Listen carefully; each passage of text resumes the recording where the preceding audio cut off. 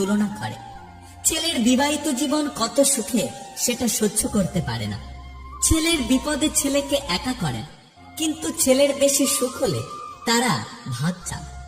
আসলে মেয়েদের কাছ থেকে কিছু আশা করেন না, কোনো দায়িত্ব আরোপ করেন না।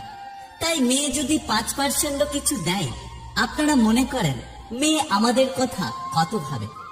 এদিকে ছেলের ওপর 100% দায়িত্ব, অনেক কিছু আশা করেন।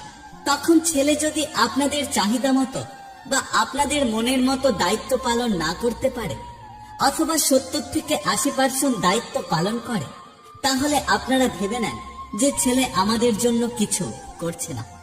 মেয়ের পড়াশোনার পর বিয়েতে 10 লক্ষ টাকা দিতে হলেও আপনারা কি মেয়েকে কখনো বলেন যে তোর জন্য আমরা এত খরচ করেছি?